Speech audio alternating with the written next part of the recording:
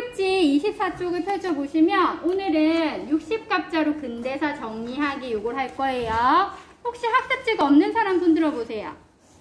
요렇게 쌤 그럴 줄 알고 미리 다 뽑아왔어. 다음번부터는 꼭 학습지를 잘 챙겨오도록 하시고.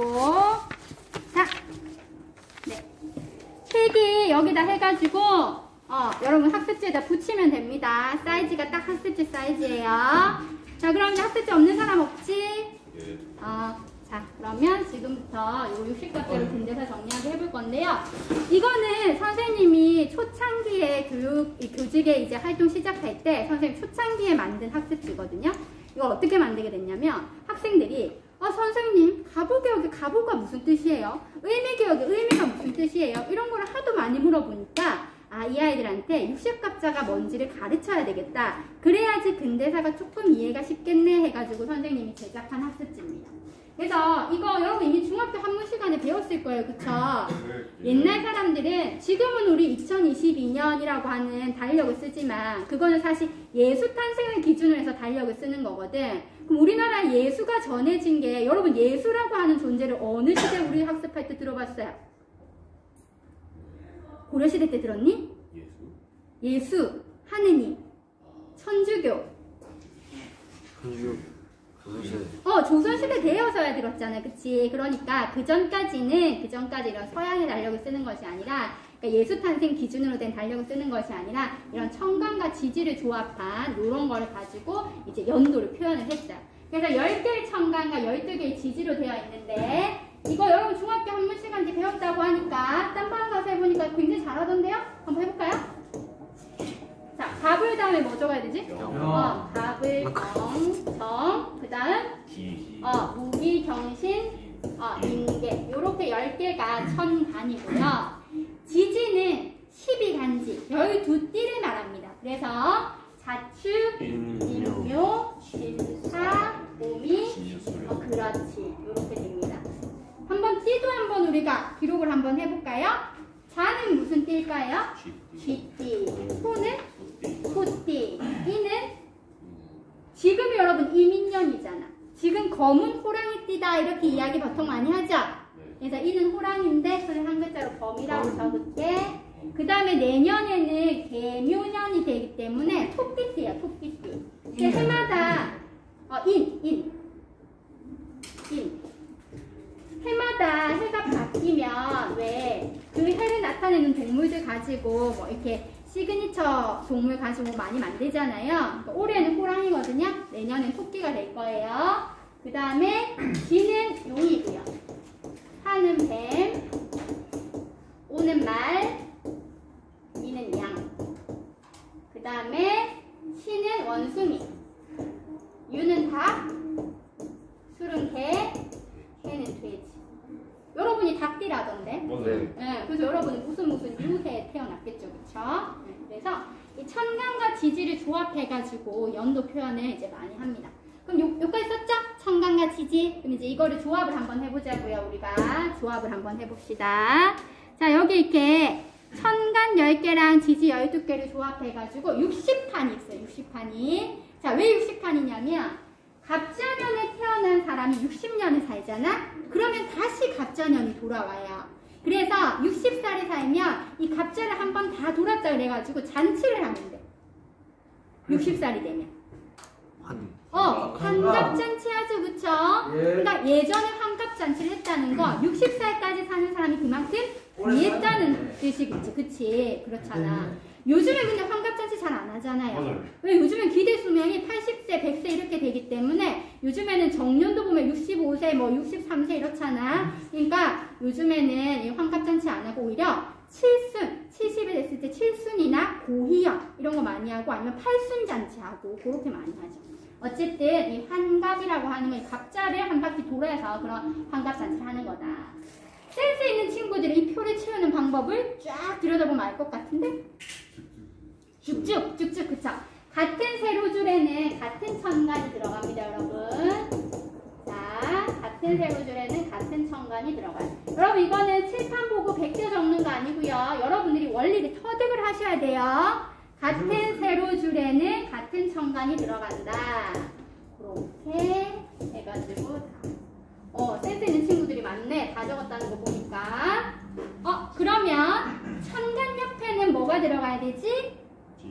지지가 순서대로 들어가야 되죠. 그래서 자축, 임묘, 진사, 오, 미, 신유, 술해. 다시 자축, 임묘, 진사, 오, 미, 신유, 술해.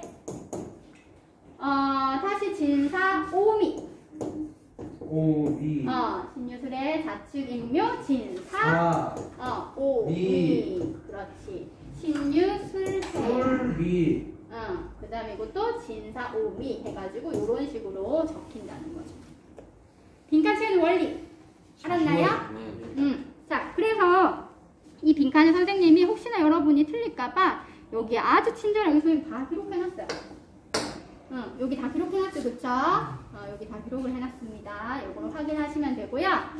자, 이거를 가지고 여러분, 사실 선생님 여기 1번부터 12번까지 빈칸 해놓고 여기 가로에다가 연도를 적어놨지요. 연도를 적어놨고, 그 다음에 활동 2번에 보시면 이 주요 사건들을 선생님이 가나다 순으로 배치를 해놨거든요.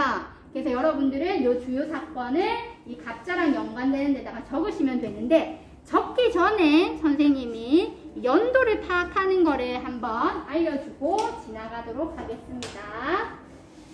지워버려서 다시 해야 되겠네.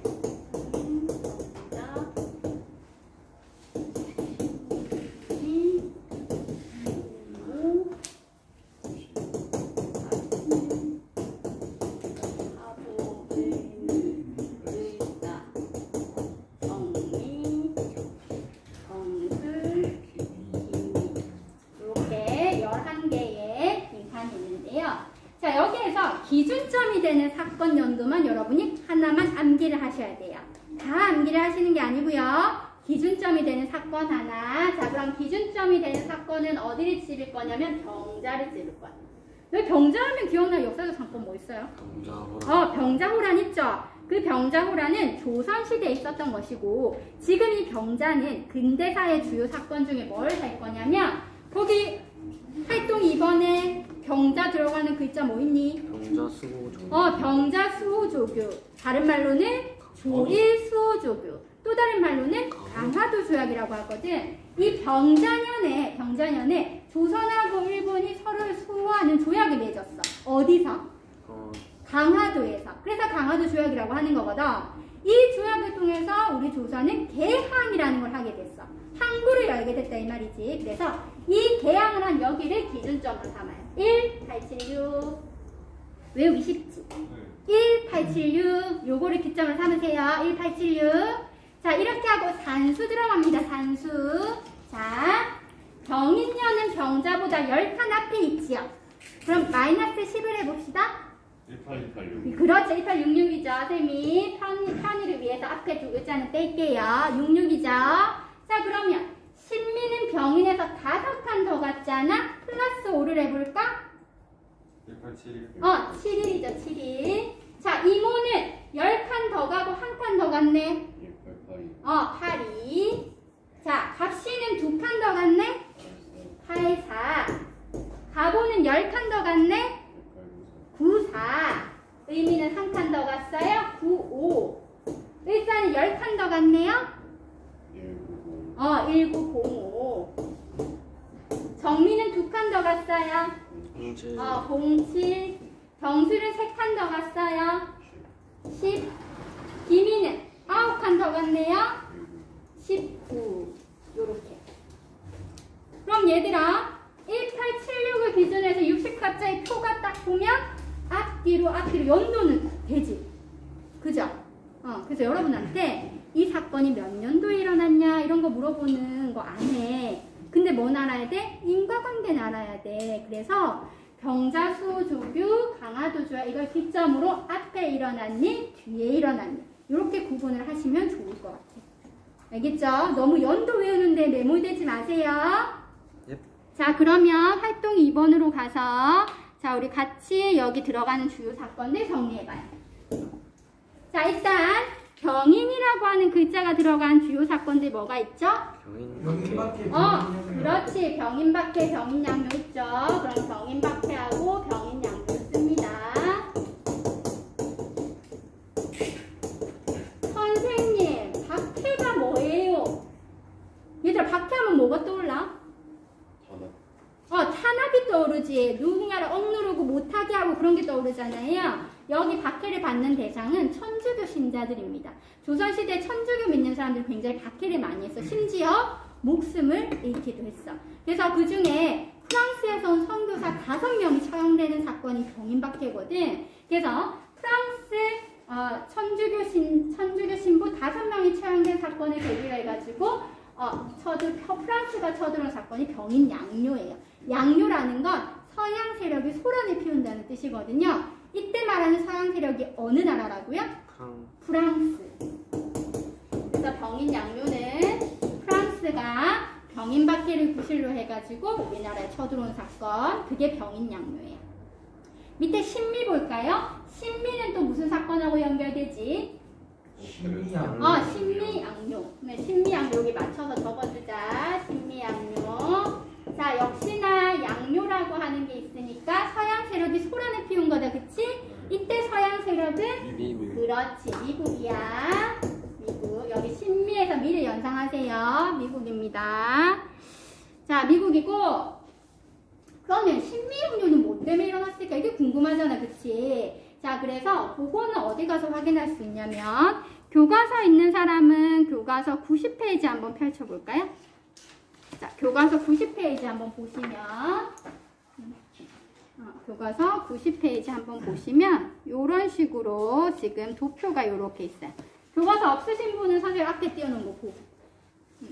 이제 선생님은 그래프랑 도표를 굉장히 중요하게 생각하거든요. 왜냐하면 그래프랑 도표만 보고도 슬슬슬슬 스토리가 막 풀어내질 수가 있어. 또는 줄글로 되어 있는 글을 가지고 도표로 만들거나 그래프로 만들 수 있으면 그 친구는 지식을 구조하는 능력이 굉장히 뛰어난 친구인 거야. 그래서 이 교과서에 있는 이런 도표나 그래프 같은 거 그냥 막 넘기지 마시고 저게 어떤 의미를 가질까 한번 자세히 한번 보세요. 이 도표 너무 잘 만들었거든요. 자, 이 연표라고도 합니다. 이 시기가 나와 있으니까. 이 연표를 통해서 우리 뭘 할 수 있냐면 같은 민트 색깔로 병인박해랑 병인양요가 이어져 있잖아. 아, 그러면 병인박해 때문에 병인양요가 일어났겠구나 라는 거 알 수 있죠? 그 다음에 오렌지 색깔로 제너럴 셔먼호 사건하고 신미양요가 이렇게 연결되어 있잖아. 아, 그러면 신미양요는 제너럴 셔먼호 사건 때문에 일어난 거겠구나 라는 거 알 수 있고, 하나 더 병인박해와 병인양요 사이에 제너럴 셔먼호 사건이 있었구나 라는 거 알 수 있는 거지. 맞아요? 자, 그럼 그걸 가지고 우리 학습지에 적어보자고요.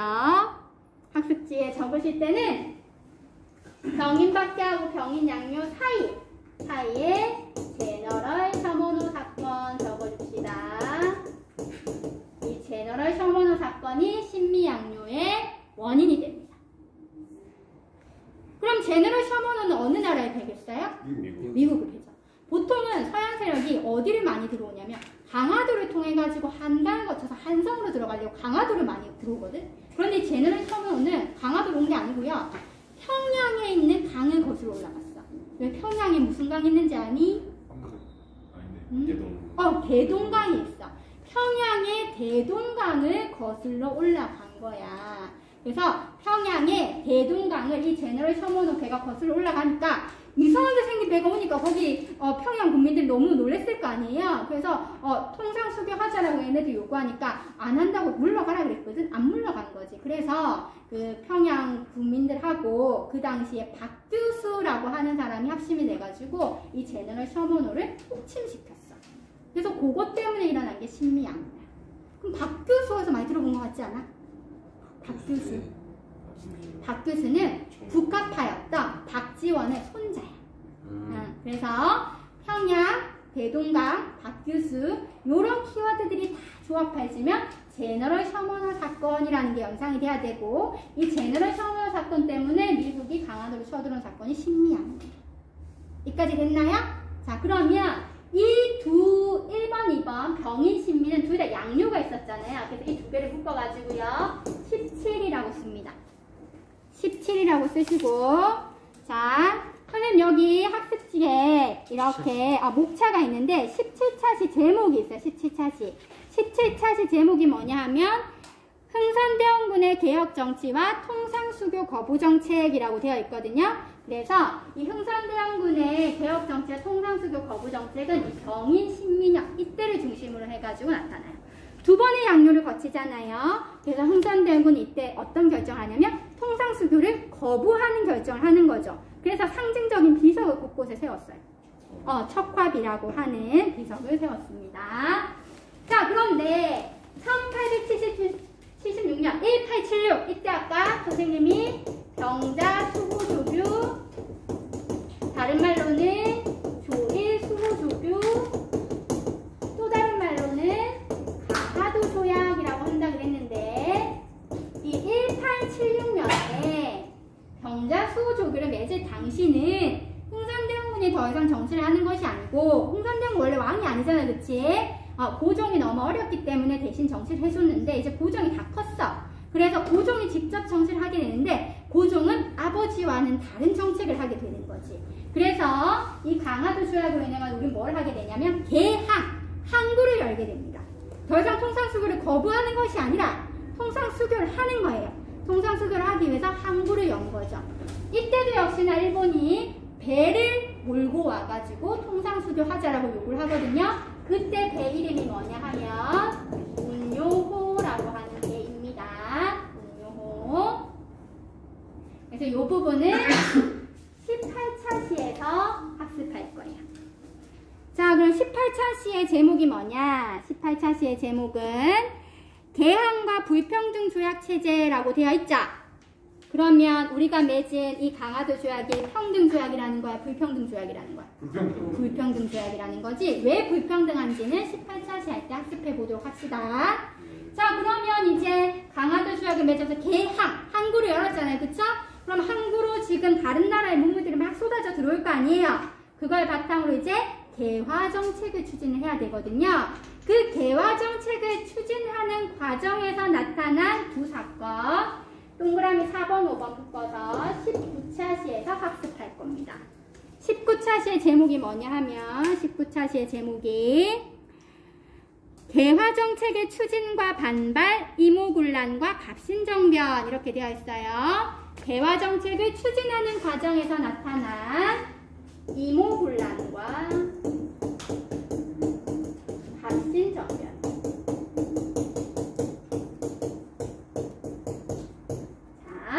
이모군란은 말 그대로 이모년의 군대가 난을 일으킨 거예요. 그럼 왜 군대가 난을 일으켰냐? 개화정책을 추진하면서 신식군대를 만들었어. 맞아요. 별기군이라고 하는 신식군대를 만들었거든. 근데 우리 별자가 들어가는 군대가 너무 많아서 여러분 헷갈릴 수 있어. 혹시 별자 들어가는 군대 떠오르니? 삼별초. 별무반. 그치? 삼별초 별무반 어느 시대였어? 고려시대였어. 얘들아 헷갈리면 안 돼. 삼별초 별무반은 고려시대야. 별기군은 근대야. 근대에 새롭게 만든 신식군대가 별기군인데 이 별기군을 우대해 주다 보니 기존에 있었던 구식군대들을 차별하게 되는 거지. 이 구식군대들이 차별을 견디다 못해서 폭발한 사건. 그것이 이모군란이에요. 그런데 이모군란을 조선 정부가 진압을 못해요. 그래서 누구의 도움을 받냐면 청나라의 도움을 받아요. 그래서 이후에는 청나라의 입김이 조선에서 굉장히 세지기 때문에 청나라식의 모델로 개혁을 막 추진하게 되거든요. 그런데 청나라식 모델 말고 일본식 모델을 따라가고 싶은 개화파들이 있었어요. 그 개화파들 우리가 편의상 급진 개화파라고 부릅니다. 그 사람들이 자기들 방식대로 개화 정책을 추진하고 싶어서 정치적 쿠데타를 일으켰죠. 그게 갑신정변이에요. 하지만 이거는 여러분 알고 있어요. 며칠 만에 끝났죠? 3일 만에 끝났어요. 그래서 이때도 역시나 청나라의 도움으로 요거를 진압하게 돼요. 그래서 이모군란과 갑신정변 이거는 개화정책이 추진되면서 그 과정에서 나타난 사건이다. 기억하시면 되겠고, 자 10년 뒤인 가보년과 의미년 요 두 개는 묶어서 20차 시에서 학습할 겁니다. 자, 그래서 20차 시의 제목이 뭐냐 하면 20차 시의 제목 1894년에서 1895년의 조선 동학농민운동과 가보을미개혁 이렇게 되어 있거든요. 요거를 20차 시에서 배울 건데 일단 가보가 들어간 역사적 사건 우리 한번 정리해 봅시다. 위에 뭐 있죠? 가보 동학 가보 동학농민운동. 가보 동학농민운동. 그 다음에 가보개혁 있죠? 그 다음 의미가 들어가는 역사적 사건 정리해볼까요? 순서대로 쓰셔야 돼요. 의미사변, 의미개혁, 의미의병 까지 일단 적으시고 선생님이 설명을 해드리겠습니다. 다 적으셨어요? 보통은 동학농민운동이라고 하지 가보 동학농민운동이라고 안 해요. 그럼 선생님이 굳이 가보 동학농민운동이라고 강조하는 이유는 이 가보년에 일어난 동학농민운동이 가보개혁으로 연관이 되기 때문에 그래요. 그럼 여러분이 같은 선상에서 일어난 일이다라고 하는 거를 어느 정도 느낄 수가 있잖아. 근데 가보 없이 그냥 동학농민운동 하면 동학농민운동 언제 일어났지? 이렇게 된단 말이야. 그래서 동학농민운동 기억하실 때 가보 동학농민운동 이렇게 기억하시면 훨씬 이해가 빠르실 겁니다. 자, 말 그대로 가보 동학농민운동은 동학이라고 하는 종교를 믿는 농민들이 운동을 일으킨 거예요. 사실 말이 운동이지 농민들이 더 이상 못 살겠다, 세상을 바꿔보자 하면서 일어난 운동이에요. 그런데 이 동학농민운동이 일어났을 때 역시나 조선 정부가 진압을 못해. 그래서 누구한테 도움을 요청하겠어?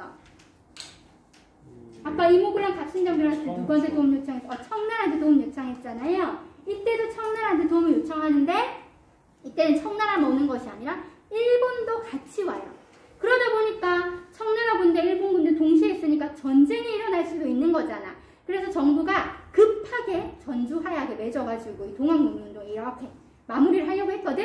그런데 그때 일본이 마무리하면서 이제 청나라 군대 너희 나라로 가고 일본 군대 너희 나라로 가라라고 했는데 일본 군대가 너희 조선은 아직 개혁이 덜 됐다. 개혁을 해야 된다. 라고 하면서 경복궁을 강제로 점령한 상태에서 개혁을 추진해요.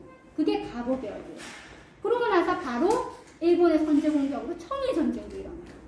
그래서 가보개혁은 이렇게 동학농민운동과 같은 선상에 있는 겁니다. 그래서 일본의 입김이 지금 계속 세지고 있잖아. 그래서 고종의 부인이었던 명성황후는 일본의 입김을 조금 걷어내기 위해서 누구한테 도움을 요청하냐면 러시아 세력을 끌어들이려고 그래. 러시아 세력을 끌어들이려고 하니까 일본이 자객을 시켜가지고 명성황후를 시해한 거지. 그게 무슨 사건이야? 의미사변이야. 그런데 한나라에 왕비를 죽인다는 건 조선시대 어떤 의미냐면 왕비는 국모라고 불렸거든? 나라의 어머니란 말이야. 그러니까 백성들의 느낌이 지금 왕비가 죽었으니까 굉장히 분노가 심했을 거 아니에요? 거기다 플러스 의미개혁이 추진되는데 의미개혁의 주된 내용이 뭐야? 단발령이야. 조선시대 사람들은 신체 발부는 수지 부모예요. 부모에게서 모두 난 것이기 때문에 머리카락 하나도 안 자르고 그대로 상투 틀어가지고 갖고 있는데 상투를 잘라버리래.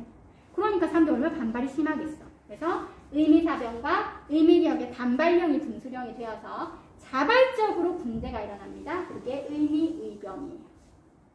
이해됐나요? 여기까지 하고 900년대는 3학년 때 올라가서 배우실 거고요. 선생님하고 이렇게 선 그어가지고 95년부터 99년까지 해가지고 21차 시에서 무엇을 학습할 거냐면 근대 국민국가 노력, 근대 국민국가 수립 노력, 독립협회와 대한제국 여기까지 학습하고 이제 3학년으로 올라갈 거예요. 알겠죠? 그래서 이렇게 보니까 대략 우리가 17차시부터 21차시까지 어떤 내용을 배우겠다 감이 옵니까? 네.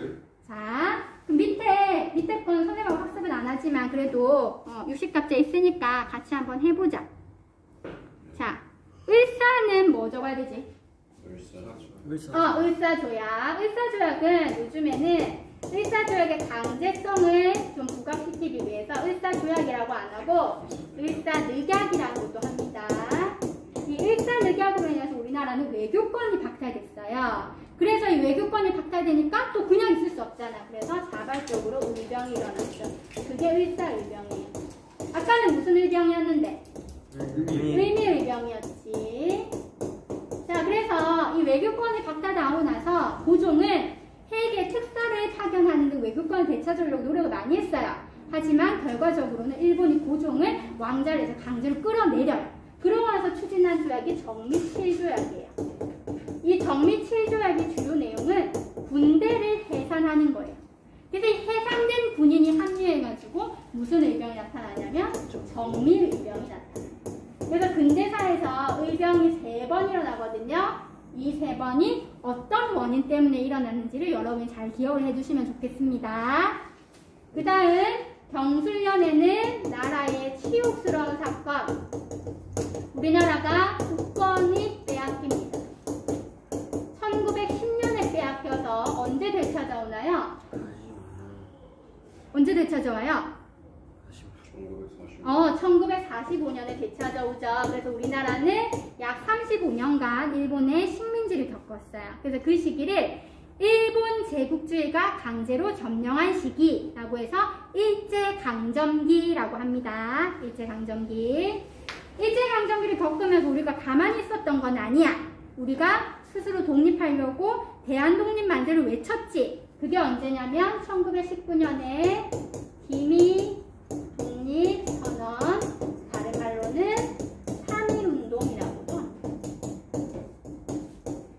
안타깝게도 3.1운동이 성공한 운동은 아니었어. 우리가 독립을 못했으니까. 하지만 이 3.1운동이 가진 의의가 굉장히 커요. 이 3.1운동의 결과로 대한민국 임시정부도 만들어지고 중국의 오사운동이라든지 인도의 반영투쟁에도 영향을 주게 되고 결정적으로 일본 통치 방식이 바뀌어요. 일본이 무당 통치라고 해가지고 무력으로 통치를 하던 것이 이 3.1운동을 기점을 해가지고 문화 통치로 이름을 바꾸고, 근데 이 문화 통치가 더 악재적이지. 왜냐하면 친일파들을 만들어가지고 민족사를 막 이간질하는 거예요. 그래서 나중에 일제강점기 가시면 이 친일파들이 나타나면서 독립운동이 굉장히 복잡해지는 그런 과정들을 여러분이 학습하실 수 있고, 1920년대가 되면 사회주의 사상이라는 것도 유입이 되거든. 그러면서 또 굉장히 복잡해지는 과정들을 학습하실 수 있어요. 어쨌든 이렇게 60갑자로 근대사를 한번 정리해 보았습니다. 네, 영상도 여기서 안녕.